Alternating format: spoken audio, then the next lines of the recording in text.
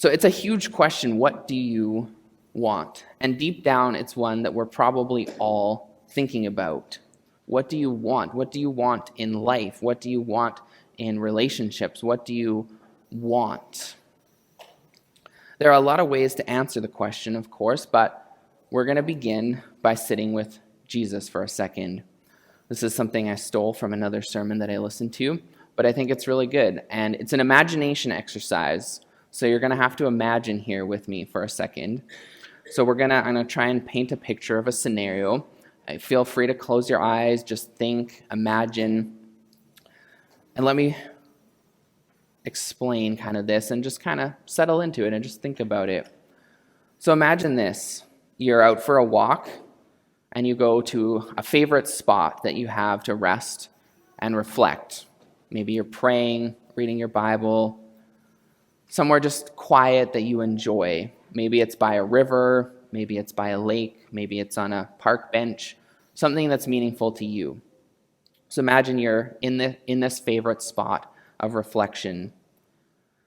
You're just sitting quietly enjoying the beauty, the moment. You're relaxed. And then Jesus comes along and he sits beside you on the bench or the lake shore, wherever you are, and he's just sitting there. And you know it's him, you recognize his presence, but he doesn't say anything immediately. He's just sitting there with you. His presence is with you. He sits quietly for a couple minutes. It's relaxing. Being with him doesn't demand anything. You're just there, enjoying his presence. But then he looks over at you and he asks you, "What do you want?" It's an honest question. There's no trick here. And just think about that for a couple moments. If Jesus asked you that question, keep yourself in that scenario relaxed, you're in Jesus' presence, and Jesus asks you, "What do you want?" What comes to mind? You don't have to tell me, but I encourage you to think about it. And if something comes to mind, or more than one somethings, just think about those things for a couple minutes and keep that in mind as we're going through the next few minutes here. Jesus asks you, "What do you want?" So keep that in the back of your mind here. Your answer to that question, the point of this is that your answer will point you towards your desire. What do you want? So as we looked at a couple weeks ago, sometimes in church circles and religious circles, our answer to dealing with desire is to kill it. Because sometimes we're afraid that if we have desires, they could lead us to something sinful, which, yes, that's true. If we take desire in the wrong direction, it can be dangerous if we take it in an unhealthy path. But it doesn't have to be dangerous. But sometimes if we're afraid of desire, it's easier just to ignore it than it is to try and deal with it. So we just sometimes try and shut it down and kill desire. The other way in culture, we see this pretty commonly in our society, our other way of dealing with desire is to fulfill it. Just do it, right? The famous Nike slogan, whatever you feel, whatever you want, whatever you desire, just go for it. Pursue it. Anything goes. Doesn't matter. Any, feeling that comes to you, just pursue it. And of course, we know that's not always healthy either. So the pursue it or the kill it, those are the two extremes. And on the extreme ends, both of those are unhealthy. So how do we deal with desire? How would Jesus deal with desire? So first, we need to recognize that Jesus takes our desires seriously. It's not a joke. It's not, a trick. Jesus cares about what you want because after all, he created you. He designed you. He put you together. As humans, sometimes we're led astray by our desires, but that's not the intention of desire. The intention of desire is that God created us with desires so that we would be able to connect with him. If we didn't have desire, we would be unable to imagine Even the imagination exercise we did this morning, if we didn't have desire, we wouldn't be able to imagine. We wouldn't be able to place ourselves in our minds somewhere that doesn't physically exist. And desire is actually necessary to our human condition because without desire, there wouldn't be any hope. And without hope, there wouldn't be future. And often, actually, if you don't have desire, what often follows is despair. Because if you don't have desire, you don't have hope, you're not looking forward to something, it's easy to end up in despair. And despair can easily lead to depression if you don't have hope, if you don't see the future. The ability to desire shows us that there's something better awaiting us.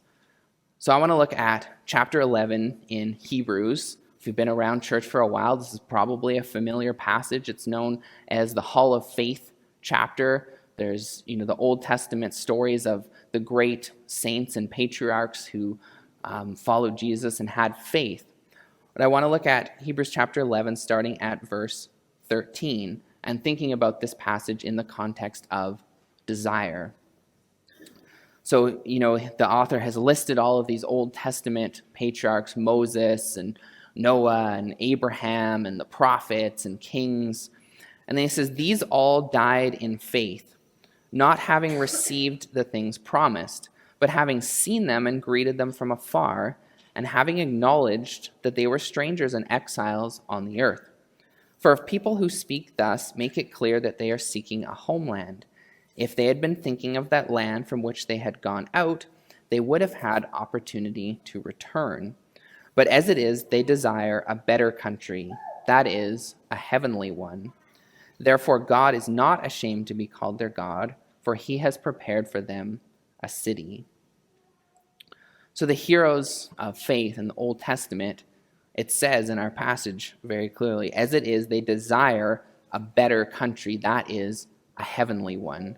So our desire is meant to lead us to Jesus because we recognize, and we probably all know this deep down, if you've tried fulfilling desires, if you've tried ignoring them, we know it's not possible, right? We still have desires. We're always going to have desires. And, eventually there could be a frustration because we recognize I can't fulfill all of my desires and I can't also ignore them all the time. I still have them. I still have desires. So what is this all about? Jesus created us, God created us with desire so that we would desire him, so that we would desire heaven, essentially, because when we can't find everything we want on earth, it leaves us thinking, wow, there must be more than this. There's got to be something more. And that's because there is something more. There's relationship with Jesus, and there's a relationship with Jesus in eternity waiting for followers of Jesus. So there is something more. And that desire, that longing keeps us moving towards Jesus because we can't fulfill that desire perfectly on earth. There's lots of great things about earth. There's lots of fulfilling things, but that desire will never be perfectly fulfilled apart from Jesus. And these Old Testament saints saw that. They trusted God to fulfill his promises, even when they couldn't see it. They knew that what God promised would happen, even though most of them didn't see any of the fulfillment that God had promised. Abraham, he saw the beginning of the promise in that he had a son when it was impossible.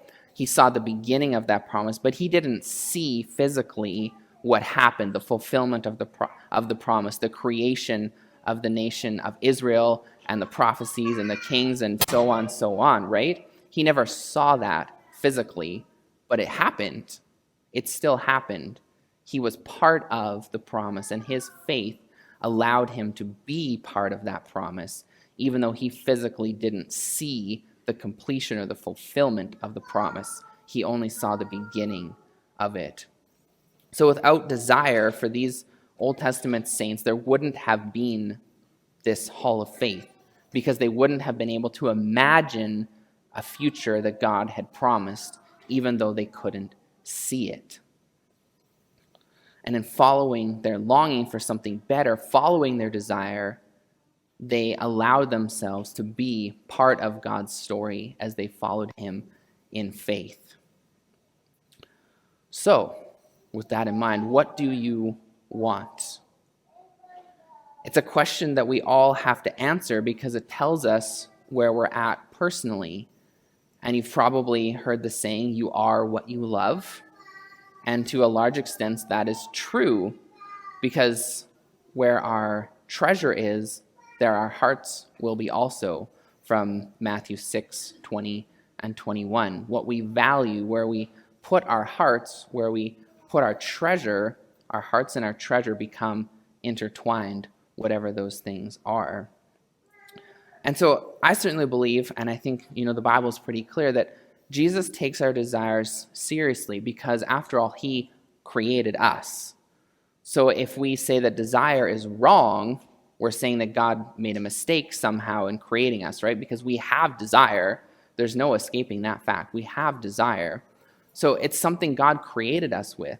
And at its core, desire is good because it's meant to lead us to God. Yes, we can get confused. Yes, desire can lead us down the wrong path if we are not aware of it. We can have sinful desires, all of those things. Desire can be corrupted, but at its core, it's something that God created. It's something that he created us with. Just like we can choose good actions or evil actions, this is something that God has created us with. So sometimes, we think, maybe my desires are foolish, maybe they're silly. But I think Jesus takes our desires seriously, even when we feel maybe that they're trivial or silly or foolish, or maybe we think they're too big. I think Jesus takes our desires seriously because, again, Jesus created each and every person individually. I am not exactly the same as anyone else. Anyone sitting here, you are not exactly the same as anyone else. And just, being friends with people, we know we like different things, right? One person likes the sun, one person likes sitting in the shade.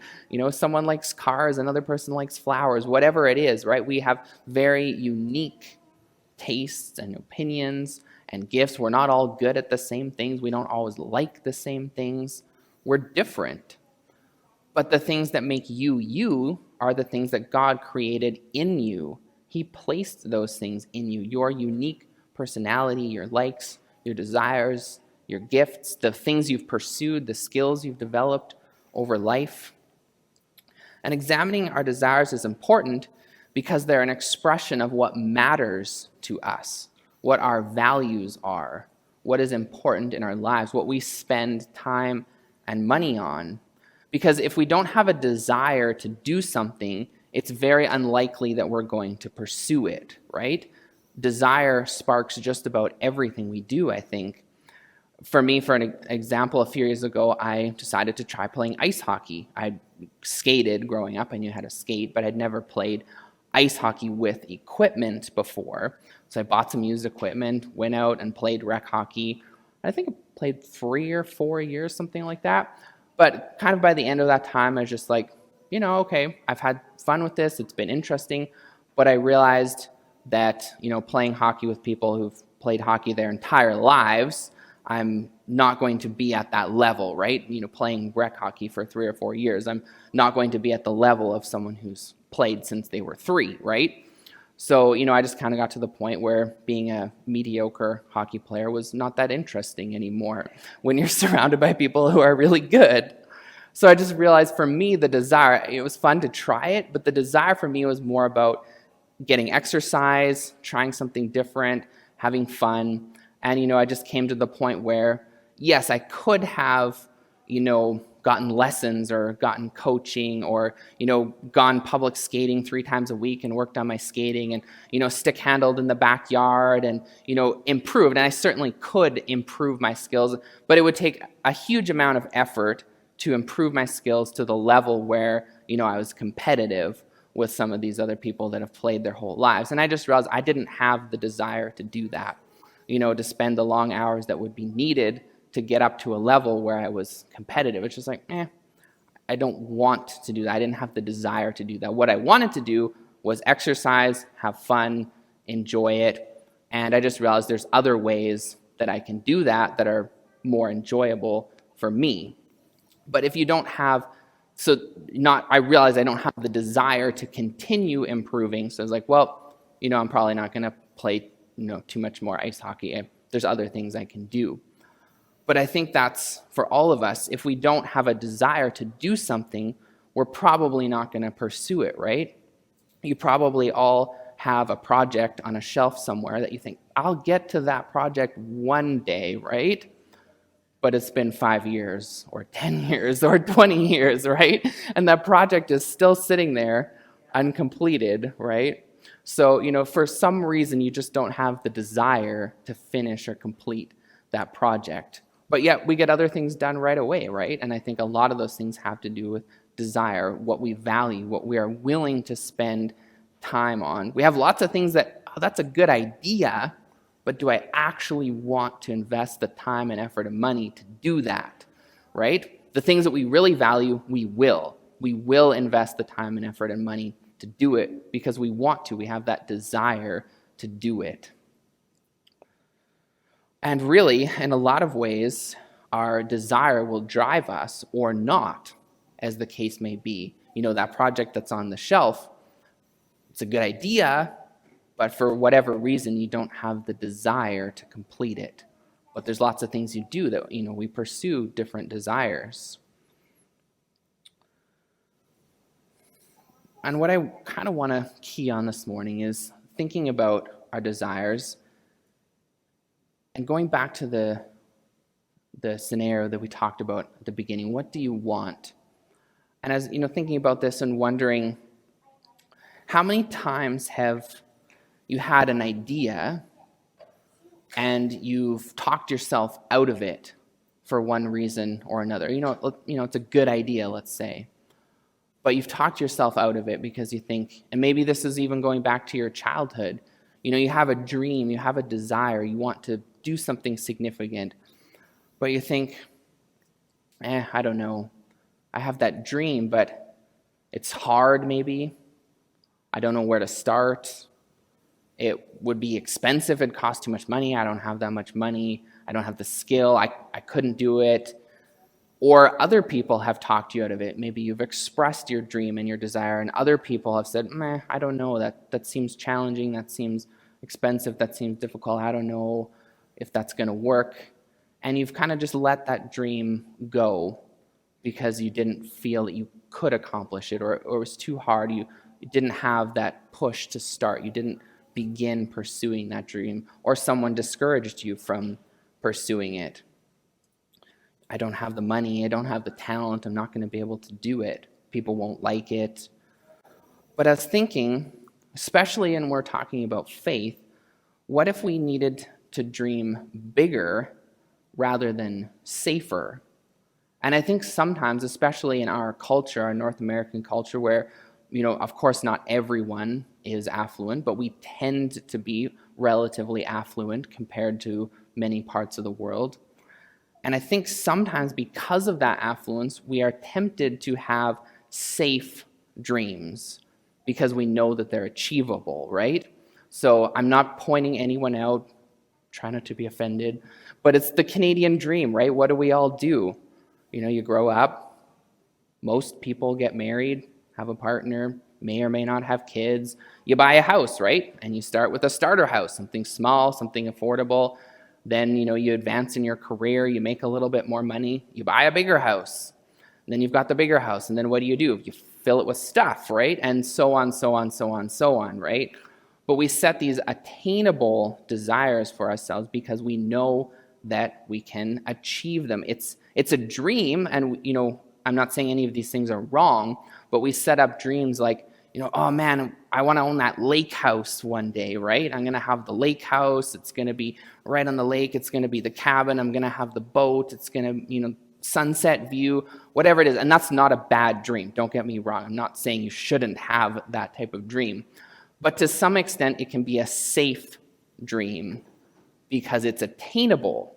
You work hard. You've got a good job, make money, live carefully, save, invest, earn money, retire, and maybe you have enough money to buy that lake house, right? And again, that's not a bad thing. But we sometimes set dreams for ourselves, I think, that are attainable because we know we can achieve these dreams. But in faith, as we saw in Hebrews, these were not dreams or desires that were attainable. You look at Abraham and Sarah, they couldn't have kids. It was a physical fact. And beyond that, by the time God spoke to them, they were too old. So first of all, they couldn't have kids when they were young, when it was, physically normal or achievable. They couldn't have kids then.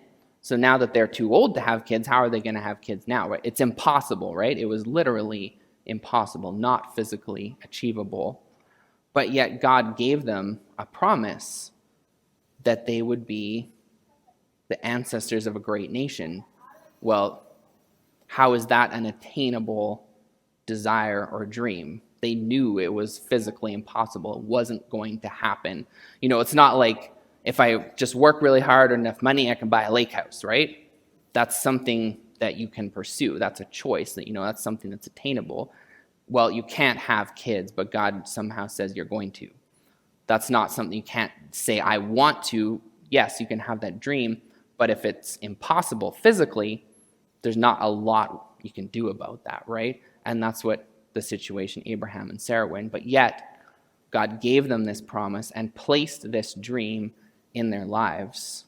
It was not something they could achieve physically. It wasn't something they could plan. It wasn't something just with enough good planning and wise living they could achieve it, right? It was impossible. And I think in our faith, often we have the same problem where we set attainable desires for ourselves because we can achieve them, right? I'll go to church on Sunday. I'll be part of a small group. I'll read my Bible. And of course, again, these are all good things, but they're attainable.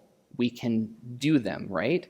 And we sometimes even say that with enough discipline, we can get these things done. We can make the choice. And again, these are good things to do. But what if we dreamed bigger rather than safer? And I have a quote from Mark Batterson. You may be familiar with him. He's a megachurch pastor in the States. He spoke at our online district conference this year and did a fantastic job, I thought. But he has a quote that he says, God isn't offended by your biggest dreams or boldest prayers. Just think about that for a second. God isn't offended by your biggest dreams or your boldest prayers. And you even see many examples in the Bible that God rewarded people who had big dreams and prayed bold prayers, especially when they are when they are part of God's promise. But the quote finishes, so God isn't offended by your biggest dreams or boldest prayers. He's offended by anything less. Sometimes we don't pursue all that God has because, maybe again, we're scared, we're not sure, whatever it is. But to find a healthy expression of desire, it must be rooted in Jesus. And another quote from David Wilkerson, he says that too often we spend our faith on ourselves. Too much focus on my own material prosperity, no matter how spiritual it sounds, will fog over the windshield of my spiritual vision. So sometimes we spend our faith on ourselves instead of pursuing the big or bold dreams that God has for us. And again, with desire, we recognize that we are created for more than this. We are created for more than what we see around us physically. We are created to be rooted in Jesus. Desire points us to the fact that there is more. So what do you want? Going back to our opening scenario again, what do you want? What do you desire? And I'd encourage you this week, I don't know, some of you may be journalers, some of you may not be, I'm a very sporadic journaler. I'll write something down from time to time. I don't keep a daily journal, but this may be something that's worth writing down. In fact, I would suggest it. Write it down, as you think, and, maybe something didn't come to mind right away, but probably something jumped into your mind. And rather than shutting it down, saying, oh, that's just that thing, right? Write it down. Even if it seems silly or if it seems frivolous or it seems impossible or it seems too big, just write it down and start thinking about where's this desire coming from? Where did I have this desire? And pray about it. And even as we talked about 2 weeks ago, we can do those things as we go through desire. What are your desires? Write them down. Talk about them. Ask people, talk to your friends, your mentors, people that you trust. I have this desire. What do you think about this? And submit them to Jesus and allow him to guide you as you follow him, as you pursue what he has in your life. So this time spent sitting with Jesus, and this is something you can certainly continue at home, this is a clue in discovering your desire, especially if you haven't spent much time doing something like this before. What do you want? And desire allows us to step out in faith and long for something more and for something better, just like the Old Testament patriarchs did. They longed for something that did not yet exist, but they believed in faith that it would exist and that they were part of God's story. So what is a desire you have, a positive desire you've had that maybe you've never pursued because you think it's too big, it's too scary, I don't have the time, money, talent, people wouldn't like it, I don't know what to do? Is there something in your life that you've never pursued for whatever reason? What is that desire, and what's holding you back? What is holding you back from pursuing that thing, whatever it is, right? How can you take your desires to Jesus and ask him to help you with them? What if you prayed bold prayers? What if that desire or that dream is physically impossible, but not spiritually? Because we know with Jesus, all things are possible. It's not to say you should go jump off a cliff and ask Jesus to save you on the way down, unless, for some reason that's very clear, but probably not a good idea, right? But there are things that are physically impossible that are achievable in faith.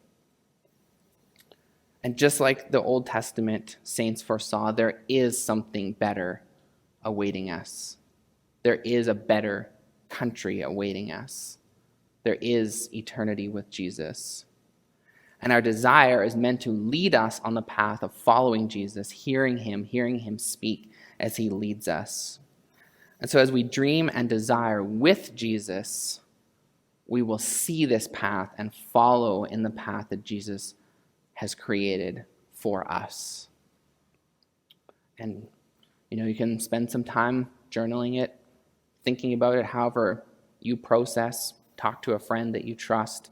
And it's an interesting exercise as you begin thinking about this. What do you want? And bring that to Jesus. Jesus, I have this desire. I believe you've created this desire. So what is this desire leading me to? Why do I have this desire? Is there something you want to show me about this desire? And you can pray those prayers and bring that desire to Jesus and talk about it with him.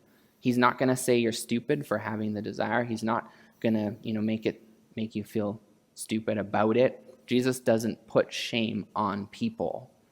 So bring those desires to Jesus, pray about it, talk about it, and see what happens.